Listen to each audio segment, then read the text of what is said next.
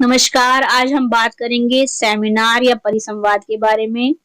ये video UGC net के paper 1 and 2 शिक्षा शास्त्र, मनोविज्ञान, दर्शन शास्त्र आदि में उपयोग की जाती है।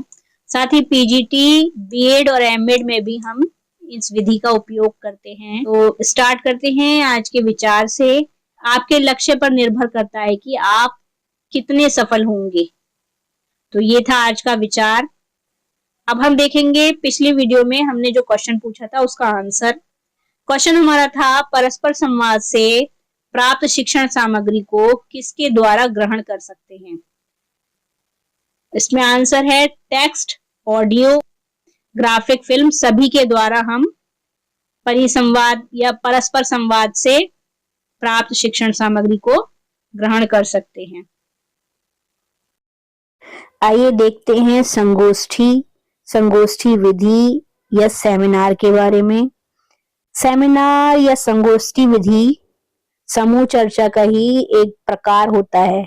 समूह चर्चा विधि अभी हमने आगे पिछले वीडियो में देखी थी, तो उसका ही एक प्रकार होता है। इसमें भी एक प्रशिक्षु या कई प्रशिक्षु होते हैं, सीखने वाले बच्चे होते हैं या स्टूडेंट होते हैं या शोधार्थी होते हैं, जो दिए गए विषय या मुद्दे या समस्या पर एक पेपर तैयार करते हैं, जिसे वह एक ग्रुप के सामने चर्चा करते हैं, विश्लेषण के लिए प्रेजेंट करते हैं और उसके बाद उसका निष्कर्ष निकाला जाता है। तो समूह चर्चा की तरह ही संगोष्ठी विधि में भी इसी प्रकार से कुछ कार्य होते हैं। कैसे? किसी विषय पर अलग अलग लोग विस्तृत चर्चा करते हैं तथा महत्वपूर्ण बिंदुओं को लिखते हैं। सेम वैसे ही करना है ये प्रोसेस जैसे कि हमने समूह चर्चा विधि में किया था। सबसे पहले अपने विषय या मुद्दे पर या अपनी समस्या पर एक पेपर तैयार करेंगे। पेपर तैयार करने के बाद उसको समूह में चर्चा या विश्लेषण के लिए उसे प्रेजेंट करेंगे। प्रेजेंट करने के बाद जो भी उसमें मेन बातें निकल कर आती हैं, उसे उसको मुख्य बिंदुओं की तरह उसको लिख लिया जाता है।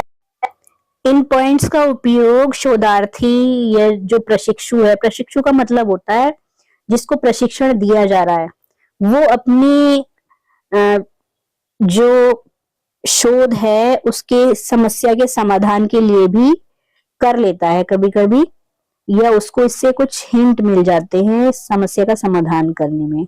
सेमिनार में अपने समस्या को या टॉपिक को 3 तरह से प्रस्तुत किया जा सकता है या प्रस्तुत कर सकते हैं।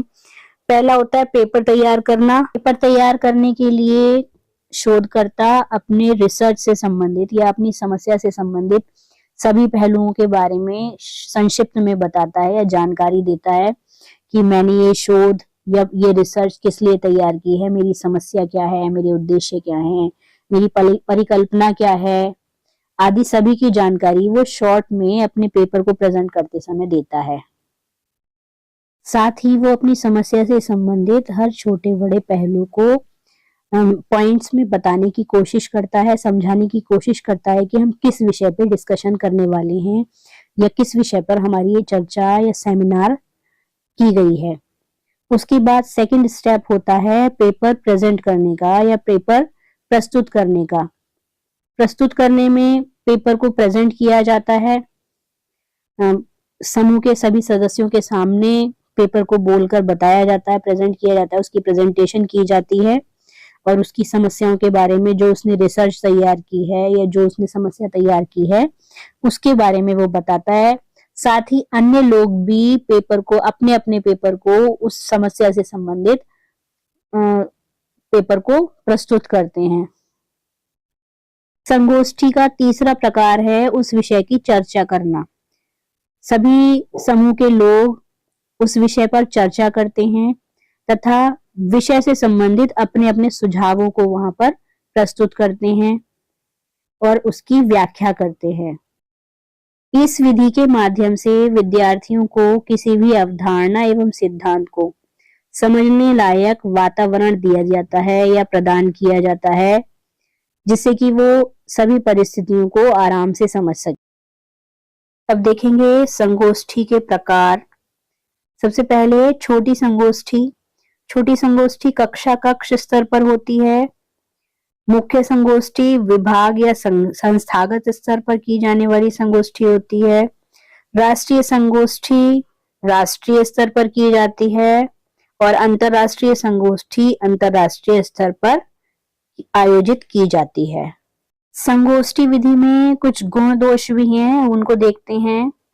फर्स्ट है, वयस्क विद्यार्थियों के लिए ये विधि लाभकारी होती है। देखिए, संगोष्ठी विधि का उपयोग ही हम उच्च कक्षाओं के लिए करते हैं या हायर एजुकेशन में करते हैं।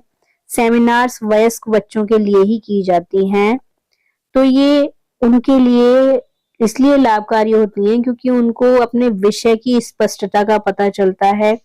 विषय से संबंधित समस्याओं का समाधान करने में उन्हें इससे सहायता मिलती है।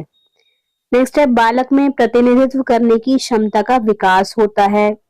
बच्चा प्रतिनिधित्व करने की क्षमता का विकास करने के साथ साथ उसमें विश्लेषण कौशल का उपयोग करके अनुसंधान के निष्कर्षों पर पहुंच पाता है और अपनी समस्याओं के समाधान करने में उसे मदद मिलती है। स्वयं द्वारा तत्वों के अधीन पेपर तैयार करना तथा बेहतर नियोजन करते हुए उसके प्रतिपक्ष का प्रस्तुतिकरण करना। इस विधि द्वारा प्रशिक्षुओं में समस्या से संबंधित पक्ष और प्रतिपक्ष का प्रस्तुतिकरण करना आ जाता है या शामिल हो जाता है उनके व्यवहार में। यह विधि प्रशिक्षुओं के लिए किसी विशेष विषय की तैयारी को करने और उसमें योगदान देने का अवसर उन्हें प्रदान करती है। इसके साथ साथ इसमें कुछ दोष भी होते हैं, उन दोष को देख लेते हैं।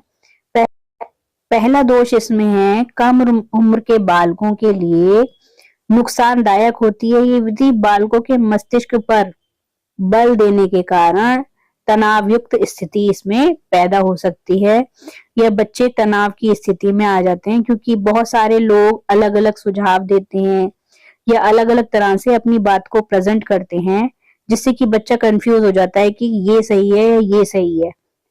तो कहीं ना कहीं ये विधि तनाव भी उत्पन्न करती है।